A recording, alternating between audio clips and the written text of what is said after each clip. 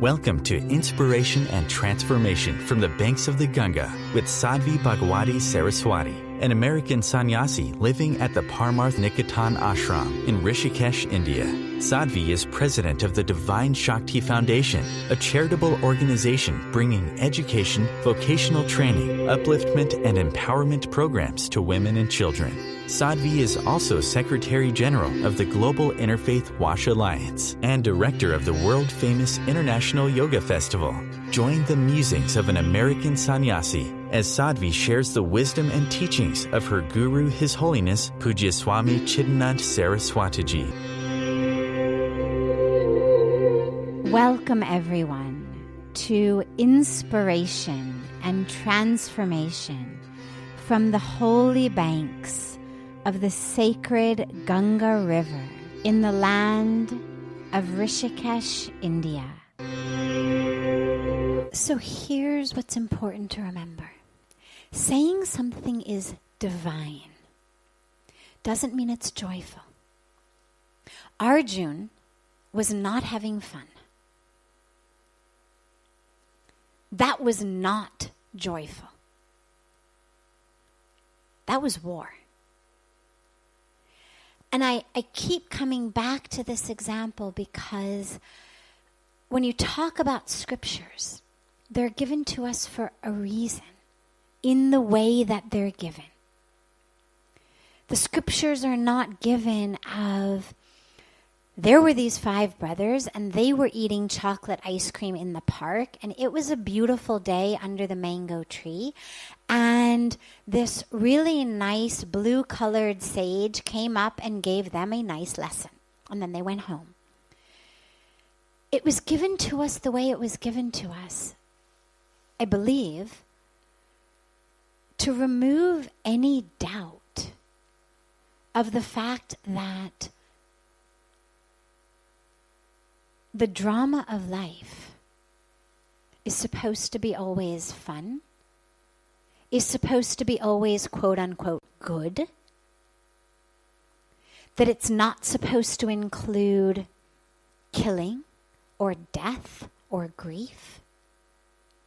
And when you think about it, if we assume that God, by whatever name or form or culture we are, gave us the scriptures, and if we assume that God is infinite and omnipotent, well then surely God could give us any story that he, she, it wanted to give the teaching. So coming back specifically to your question about the universe. It's good, we associate it with divinity and auspiciousness, but what about the bad? Well, yeah, it's all there. Now, there's two aspects of it in my mind. One is what I would call the natural aspect, which is things like green leaves turn brown, they fall off the tree. Death. You had a beautiful, lush, living green tree in one season. Now you've got bare branches in the next season. That's nature. You've got things like, I love these National Geographic and Discovery movies. And I was watching one recently of Africa, and it was this beautiful, incredible herd of zebras. And it was just exquisitely beautiful, and they were walking through the African plains and drinking water. And suddenly, there were tigers. And the story was about the tigers killing the zebras for their food. And strategically, how they did it, and the mama and the dad and the female and the male, and how they lured them and scared them. And as I was watching, I found myself instinctively rooting for the zebras, like go, go, go, go, go, go, go, go, go, go, go, run, run, run, run, run, And as the tiger jumped on it, actually it was the lion jumped on it, there's this instinctive, ugh. But I realized after that moment, the lion has to live. Who are you to decide that the zebra is somehow more worthy of life than the lion? The lion's just doing his thing. God has created the lion to eat by killing zebra? On what scale is life for the zebra and death for the lion better than life for the lion and death for the zebra? So that's what I would call the natural side. And I realize you were talking about something different, which is the second part. But it's important to mention that that's part of, in my mind, the perfection. There's seasons of great harvest. There's seasons of scarcity. There's land that is lush. There's land that's barren. This is part of the whole balance. But then we have what you're talking about, I believe, which is, as you said, evil. People who do evil things. So whether we talk about terrorism or war or people cutting down the rainforest so they can graze cows and sell hamburgers, which to me is nearly just as evil. When we talk about that, where does that come in? This is the aspect of free will. Now there's two levels actually, or several levels, but we'll talk about two. On one level, it's all perfect. Even all that is perfect. ISIS and terrorism and war and the destruction of the rainforests and global warming and children dying of starvation, there is a level of existence in which it's all perfect. Not good, but perfect in that it's all God. In that there is nothing but God. That's one level that, if you study with people or talk to teachers or sages or saints from an Advaita Vedanta lineage, that's all an illusion. The terrorism, the war, the rainforests, the global warming, the stock market, the whole thing is an illusion. Everything is God. Everything is perfect. That's one level of reality. It's the highest level, the deepest, truest, capital T, truest level. And, not but and, there's also this level, which is also true, just not quite such a capital T true, in which there's pain and there's suffering and there's hunger. And in which our duty, our dharma, is to do what we can to alleviate that. And this is where we've all been given free will. To choose the light, to choose the darkness. To choose dharma, to choose adharma.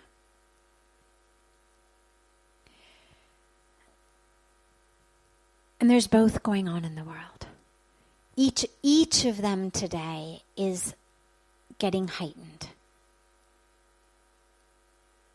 There's a pull towards separation. But there's an even greater pull. A movement in the very field in which it all is existing toward oneness. Because all of that quote-unquote evil is rooted in one thing: separation.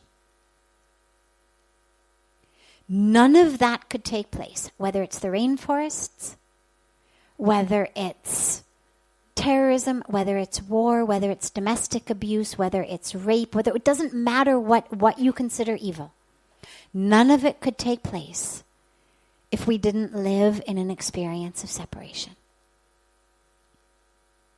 We wouldn't have children dying of starvation. we wouldn't have water shortages, we wouldn't have land shortages, we wouldn't have energy shortages, we wouldn't have a lot of what exists on that level today. It's due to an experience of separation, me from you, us from them,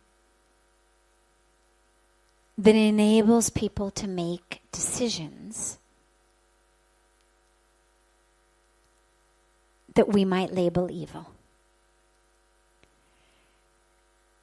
Know that there is a movement toward oneness, and that is what the spiritual practice brings us.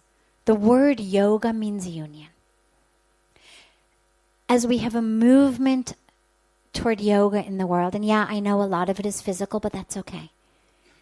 Yoga has a power in and of itself that even if people get into it for their knee or their hip, don't worry, yoga itself is powerful. It will bring people more deep. But each of us has a choice to make of whether I'm going to live in separation or in oneness. And making a decision to live in oneness. Even if I don't experience it every moment, I'm not saying that every moment I'm having that experience, but I'm going to live with the awareness of oneness. I'm going to know that that's true even if I'm not personally experiencing it in that moment. That's going to be my truth that I keep coming back to. That's going to be the foundation from which I make choices and decisions. If you were diabetic and the doctor said to you, stop eating sugar, no matter how much you loved chocolate cake or ice cream or gulab jamun or laddus, you would stop eating them. No matter how much your tongue said, please, please, please, you understand intuitively that my tongue is part of the same body as my pancreas and my bloodstream. That they're not separate. In the same way, when we understand that our universe is one, we no longer can make decisions over here that are killing us over there. I only can keep eating laddus and ice cream and chocolate cake if I really believe that my mouth is separate from my pancreas in some way. Part of a separate entity.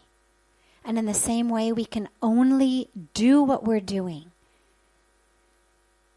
if I believe that I am separate from the rest of the world. And so this is where that evil stems from, is this ignorance of separation.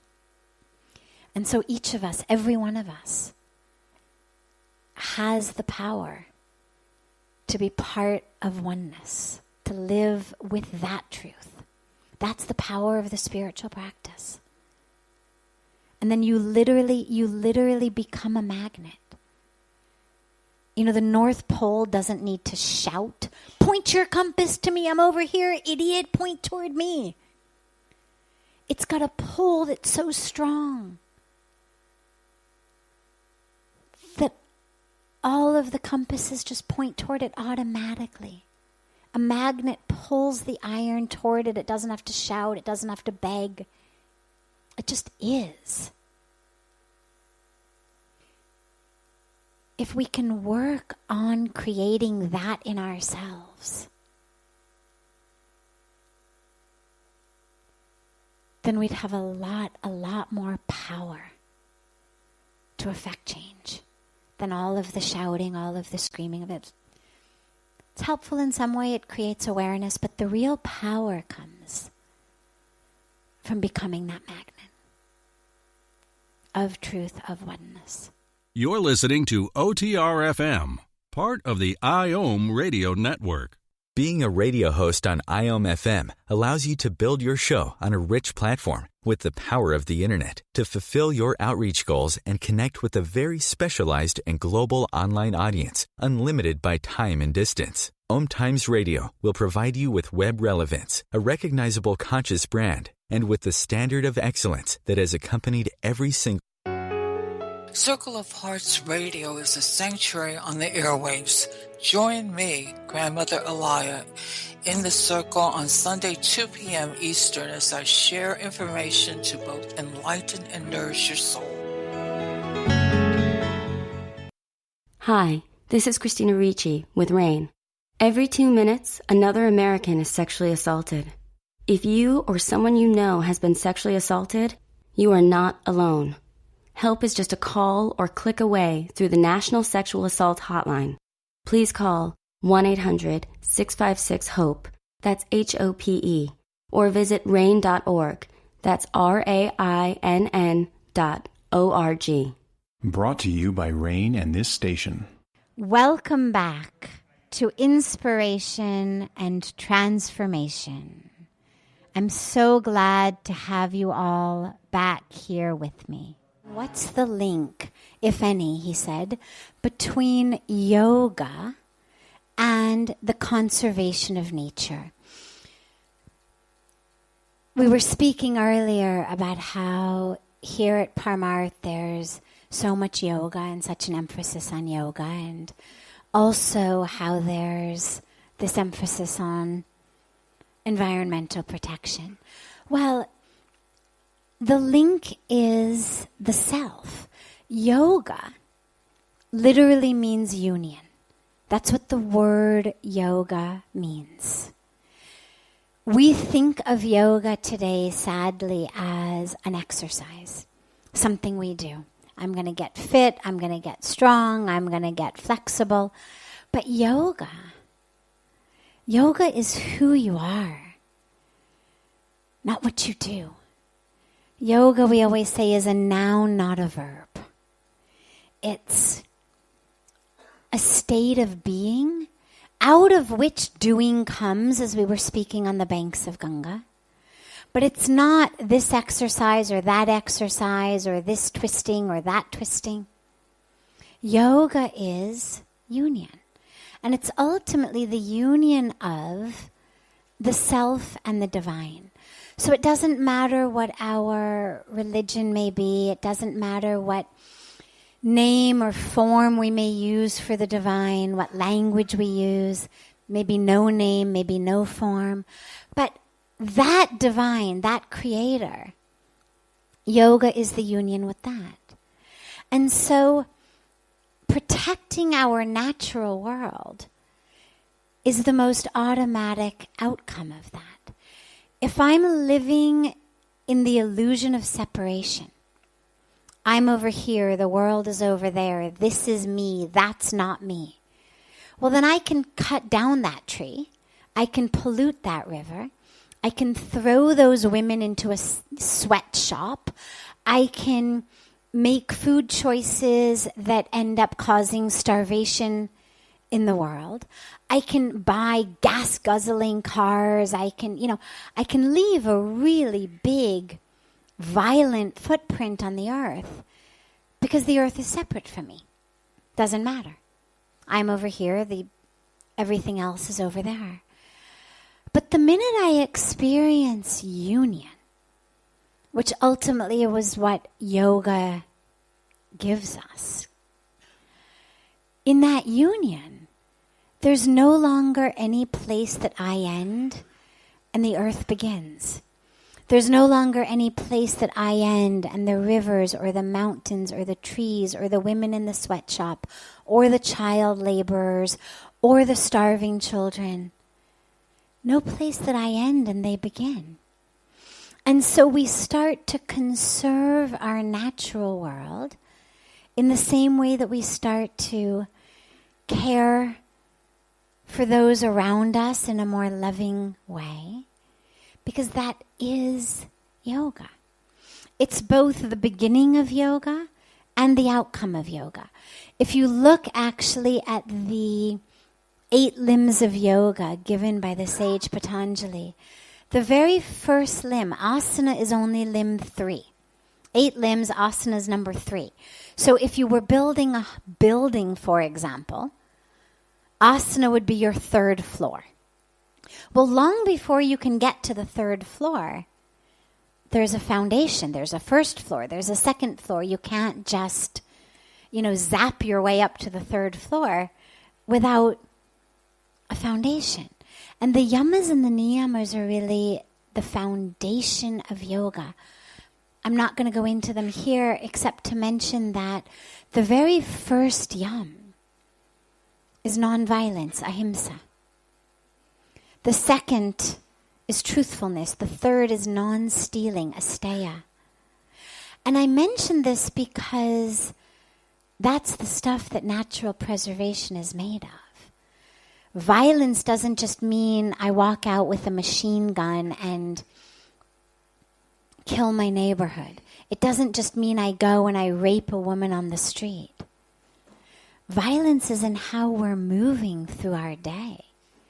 What we eat, what we buy, what we wear, how we live, how we speak, the choices we make. That footprint on the earth is violent, regardless of what form it takes. And so when we practice yoga, we begin with nonviolence as an instruction, as a commandment. You know, long before I've gotten into asana, long before I've gotten into pranayama, long before I've gotten all the way up into meditation and samadhi, nonviolence is what I'm told. Begin here. But then nonviolence also comes later on from a much more enlightened state. In the beginning, I have to remember it. Ahimsa, nonviolence. Yes, this is my foundation. But once I've actually experienced the union of yoga, then nonviolence comes automatically. Then the yamas and the niyamas are no longer things I have to leave, sticky notes on my computer for. Oh, wait, right, what was the 8th one again? It becomes second nature. It becomes who I am. A mother does not need to set an alarm to remind her to go check on her baby when the baby's crying. The baby cries. That is the alarm. The mother goes to take care of the baby. The baby turns over in bed. A sound that no one in the world could possibly hear, an imperceptible sound. But the mother in the other part of the house heard it, felt it, sensed it. Ah, she's awake, he's awake, let me go. They're going to be hungry. It's automatic. It's the most natural byproduct of being a mother. And in the same way, when we are united with the divine, the way that a mother is united with her child, the sleep, the wake, the aches, the pains, the hunger, the thirst of that with which we are connected calls us to it. We don't need the reminders. It becomes second nature. So conservation of nature plays a role in the very beginning in the yamas and niyamas, right there, non-violence, right there, non-stealing, non-hoarding, a non-vegetarian diet.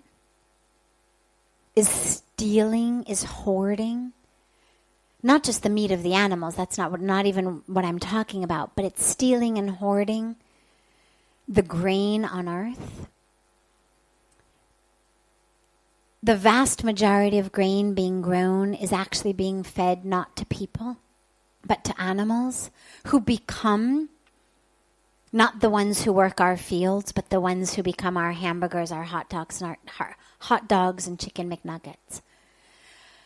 The United Nations produced a report saying that the meat industry is the single greatest contributor to global warming. The water usage in one meal of beef is the equivalent water that you would use for bathing for 6 months. And not bathing the way people bathe in India, like from one bucket, but bathing from a shower head that runs for 8 minutes a day, every day, for 6 months. You would use approximately 10,000 liters, about 2,500 gallons of water, which is about the amount of water that goes into the production of a pound of beef. Now, I mention this because when we talk about non-violence, well, obviously it's violent to eat the meat, but it's not just violent to the animal. It's violent to those who are starving, whose grain we are eating. It's violent to those who don't have water. It's violent to the farmers whose fields are desiccated. So it's violent to the earth. So when we talk about asteya, apigraha, non-stealing, non-hoarding, our whole lifestyle comes in. I just gave one example of what we eat, how we shop, how we live. It's all there. So conservation comes in at the very beginning, even before I get to the asanas. And then as I move through yoga and actually experience divine union, well, then I could no more harm the world than I could harm myself, because I understand the world is self. So it's there on both levels and throughout it all. This is OTR-FM, part of the IOM radio network. OMTimes magazine is one of the leading online content providers of positivity, wellness, and personal empowerment. A philanthropic organization, their net proceeds are funneled to support worldwide charity initiatives via Humanity Healing International. Through their commitment to creating community and providing conscious content, they aspire to uplift humanity on a global scale. OMTimes, co-creating a more conscious lifestyle. Do you have time to read that inspiring book or that blog post you've been meaning to get to? In your busy world, how do you improve yourself and keep your life going? I'm Lisa Kay, and my Between Heaven and Earth radio show can transform your life just by listening. Be uplifted with inspiring topics, positive stories, and ideas that really work. Between Heaven and Earth radio is conscious living for your soul, every Wednesday at 4 p.m. Eastern Time. Like Baldwin with People for the Ethical Treatment of Animals. I grew up loving circuses and other traveling animal shows, but it never occurred to me what life might be like for the animals. Training wild animals to do things they don't understand takes force. Routine discipline with a hook or whip with the heel of a boot shows the animal exactly who's the boss. Don't patronize animal acts. Please contact People for the Ethical Treatment of Animals. 757-622-PETA. Welcome back. This is Sadhvi Bhagawati Saraswati with inspiration and transformation. How does the law of karma actually work? I mean, it's not black or white. We talk about good and bad, but everything's not good or bad. There's so many shades of gray in between the black and the white. He said, is someone recording them as this has been good, this was bad? So here's how karma works. Karma is a law of nature. It's not about rewards or punishments. It's not about being good or bad.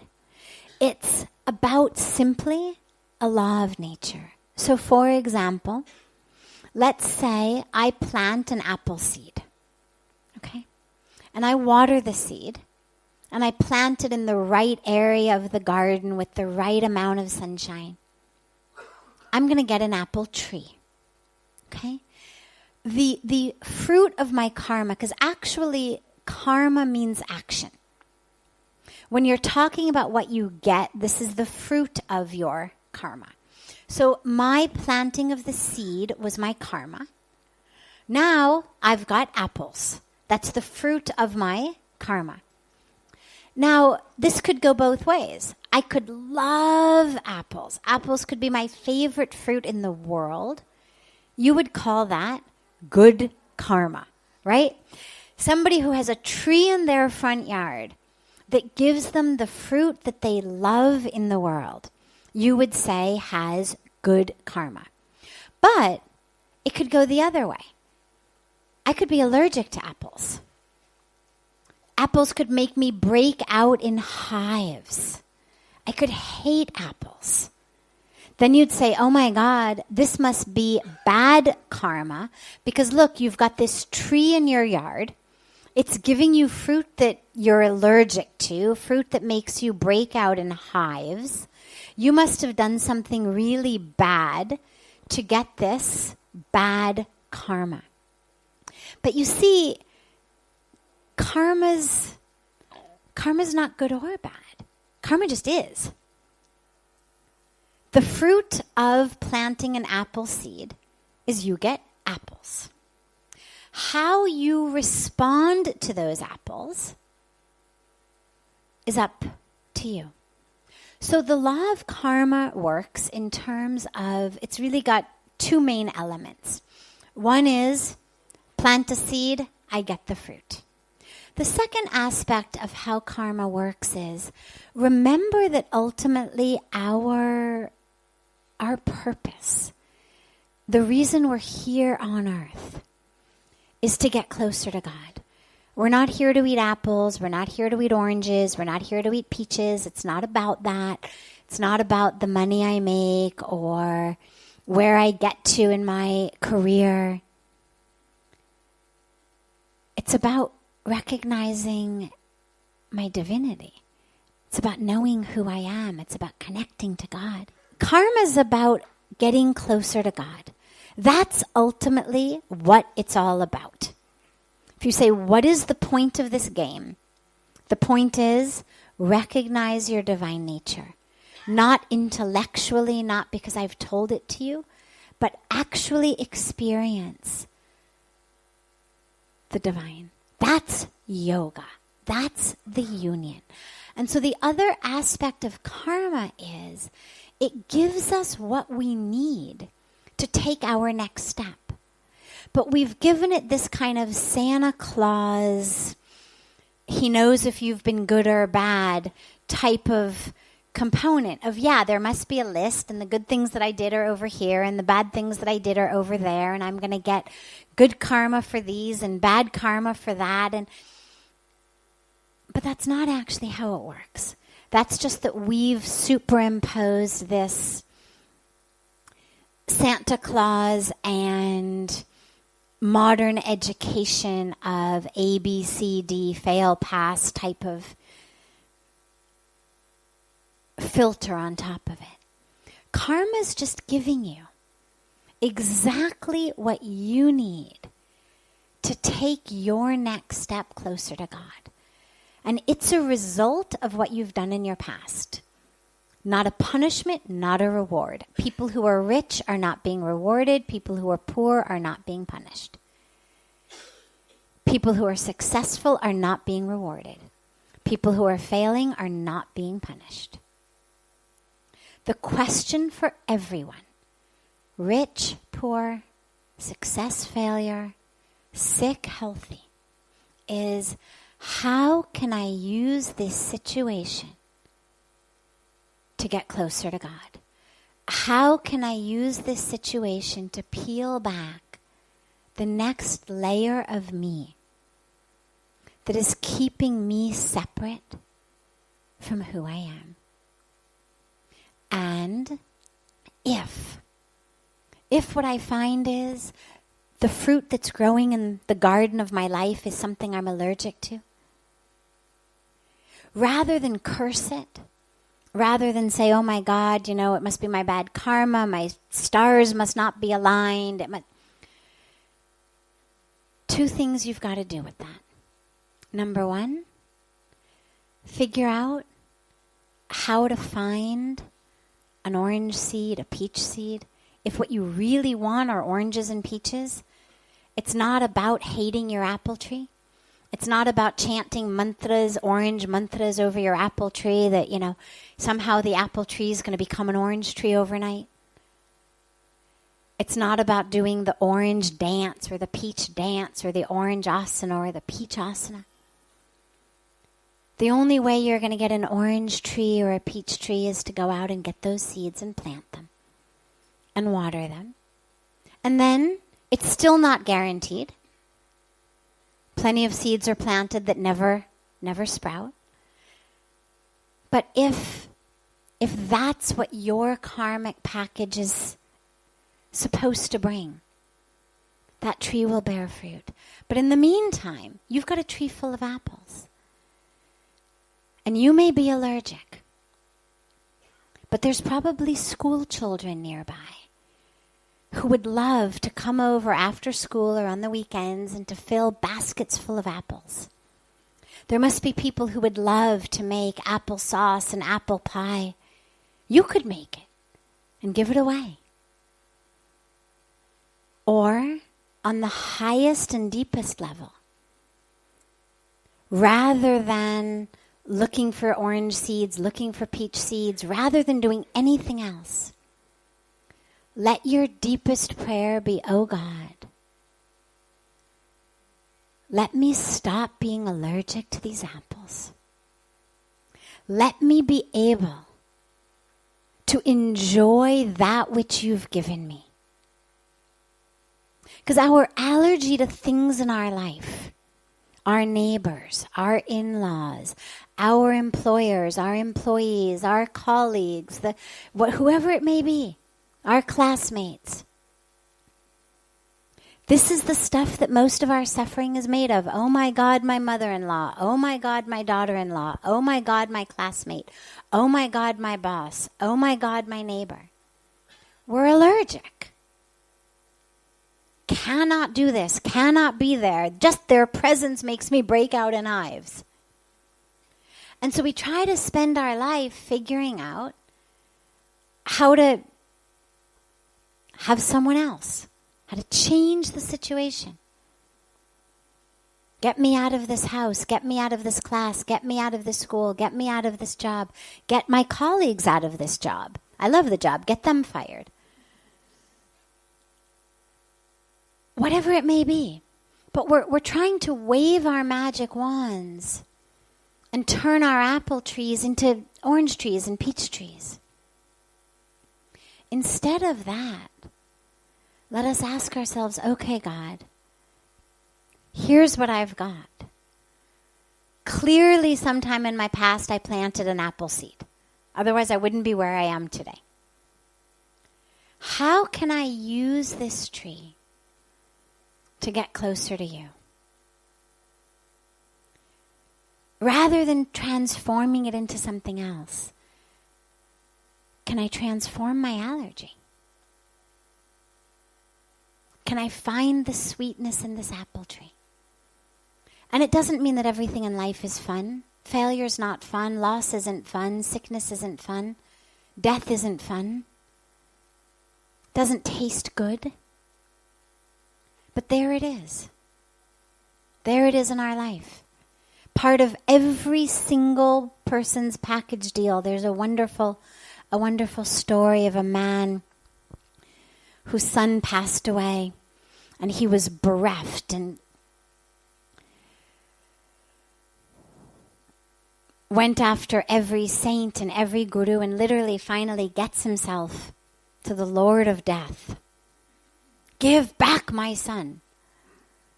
And he's screaming at the Lord of Death, give back my son, you must give back my son, this is not fair. And the Lord of Death says, okay. He says, I will. He says, I understand your pain. I understand you think it's not fair. He said, I will do it. But in order for me to do it, you have to just do one thing for me. And the man said, yes, anything.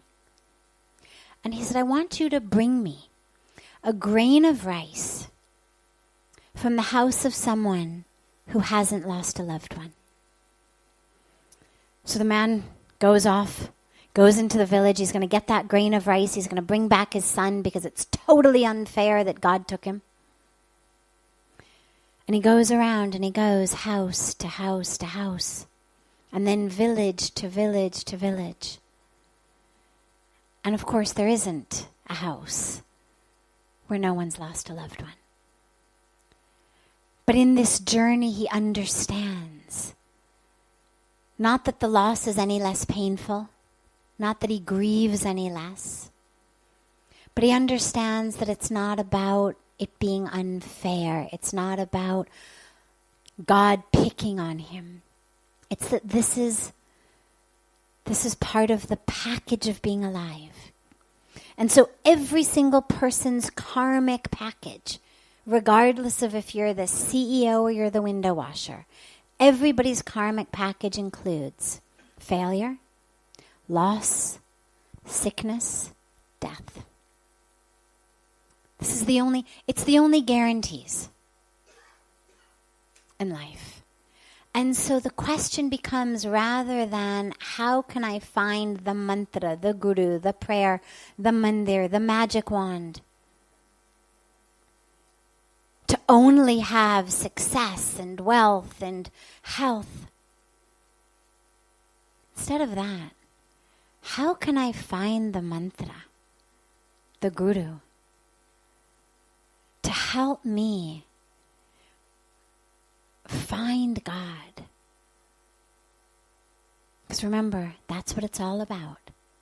Find God in the loss as in the gain, the sickness as in the health, the death as in the life, the failure as in the success.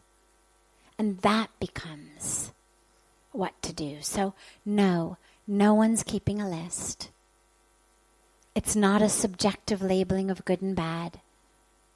You've got exactly what you've got because A, of the seeds you've planted in the past, and B, because of what you very specifically, individually need to be in, to unpeel your layers to get close to God.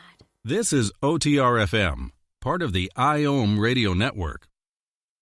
OMTimes Magazine is one of the leading online content providers of positivity, wellness, and personal empowerment. A philanthropic organization, their net proceeds are funneled to support worldwide charity initiatives via Humanity Healing International. Through their commitment to creating community and providing conscious content, they aspire to uplift humanity on a global scale. OMTimes, co-creating a more conscious lifestyle.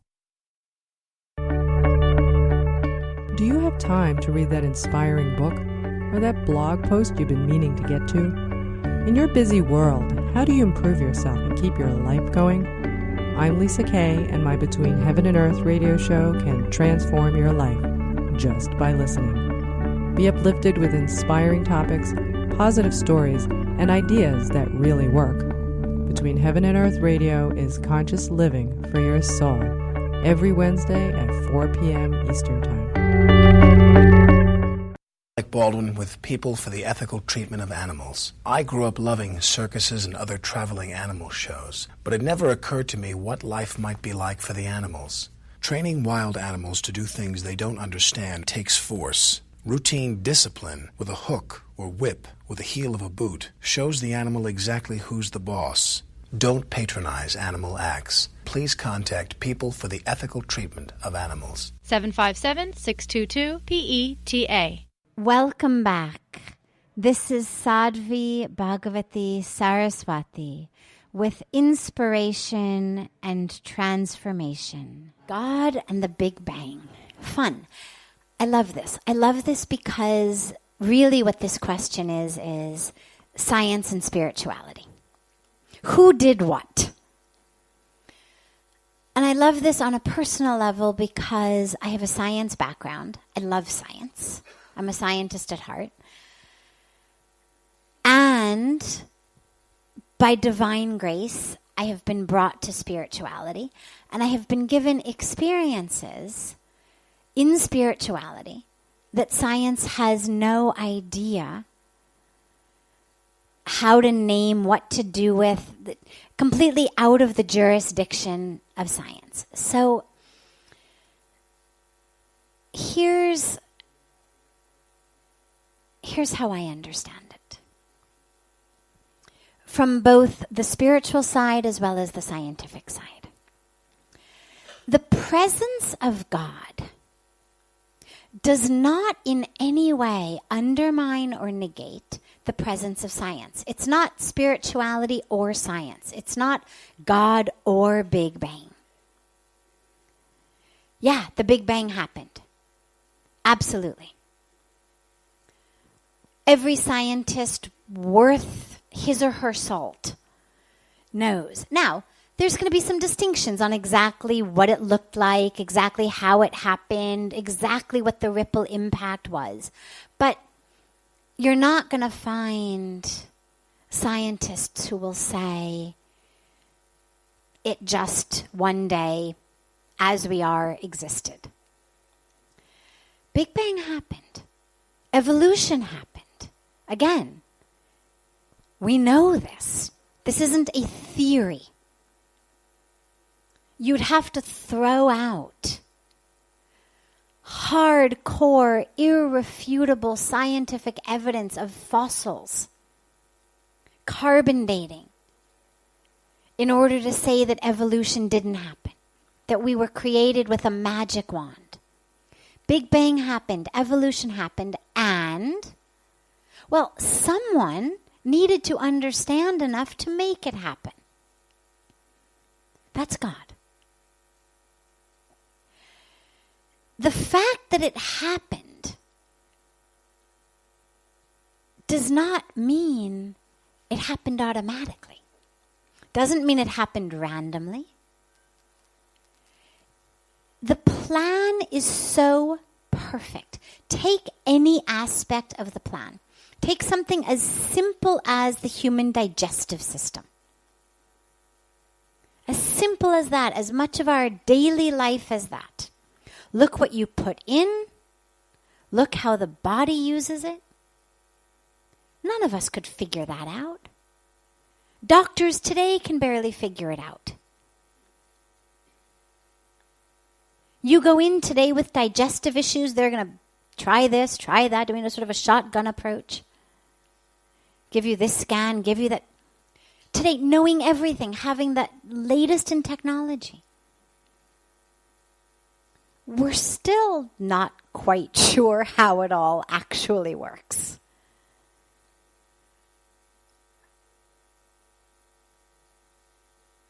The plan was put into motion with an intelligence. What we call this intelligence, whether we say God, whether we say the divine, whether we have any other name based on our religion, our tradition, our language, our culture, whether we simply say the capital P planner. That was how I used to believe before I had an experience of God. I wasn't religious. But as a scientist, I had spent enough time in science laboratories to know that even knowing exactly what to do, even having all of the elements, scientists know exactly, take a leaf. Here's how much hydrogen, here's how much nitrogen, here's how much carbon, here's how much oxygen, here's how the molecules are bonded together. Give them some styrofoam balls and sticks, they can show you exactly how the different molecules of hydrogen and nitrogen are bonded together. Nonetheless, they cannot create it in a petri dish. We have all of the parts at our fingertips. All the carbon you want to access it. You want nitrogen, no problem. You want hydrogen, no problem. Here it all is. We cannot create a mosquito. We cannot create anything with life. Doesn't matter the simplest form. The very best that we've been able to do after God knows how many thousands or tens of thousands of years of science, and at least the last many hundreds of years of modern science. The very best we've been able to do is, in a few rare special circumstances, we can make Xerox copies. We've been able to create a couple of Xerox copies, but no life. And so the idea that today, knowing it all, having at our fingertips all of the tools, we still cannot create anything. And yet, it happened suddenly, randomly, just hitting against each other. The scientist in me doesn't believe it. I know what happens in science labs with Bunsen burners and crucibles. It's very hard to get anything to happen. And you certainly can't get life to happen, even in the top science laboratories of the world. So yeah, the Big Bang happened, but there was an intelligence that knew. And out of the Big Bang, the rest we know. Evolution, it's happened, but it's happened with an intelligence. It's happened with a planner. It's like the apple seed. Well, I can plant the seed. I can certainly put that seed in the ground. But until and unless the divine power of nature works on it, I don't get an apple tree. There is nothing I as a human being can do to make a seed sprout if nature's not working with me. You give it the soil, you give it water, you give it sun, but nothing else I can do. I can't crack that seed into a tree. I can't blow on it. Nothing I can do to turn that seed into a tree if the divine intelligence isn't with it. And so, for me, it's really a both. Big Bang happened, creation happened, all of the laws happen. Gravity happens. We had a wonderful example earlier. You push the table, it falls. Yeah, gravity. But there's an intelligence in the universe. There's an intelligence through which a seed sprouts. There's an intelligence through which a caterpillar knows how to weave itself into a butterfly. There's an intelligence through which a dog or a cat chasing a bird onto the top of a roof, when the bird flies off, the dog and cat don't jump off. Somehow they know I can't fly. You don't see dogs take leaping jumps off of roofs because they were chasing a bird and the bird flew and so the dog goes splat. There's an intelligence there. In everything in nature, there is an intelligence. And so the question becomes, well, where did that intelligence come from? It's not in your carbon, it's not in your oxygen, it's not in your hydrogen. Where does that intelligence live? In what part of the seed does the intelligence lie? In what part of the caterpillar does the intelligence lie? It's the same question that we ask spiritually. Who am I? Where's the soul? Who's the soul? And so it's both. Science is a way of studying and describing some of the physical phenomena on Earth. And it's fantastic at that. It just can't describe everything. It doesn't have global jurisdiction. It has jurisdiction over some aspects. That which can be known through our five senses, that which can be weighed and measured and seen in telescopes and microscopes. But it doesn't have jurisdiction over that intelligence that runs through it. The spirit that runs through it, that which connects us.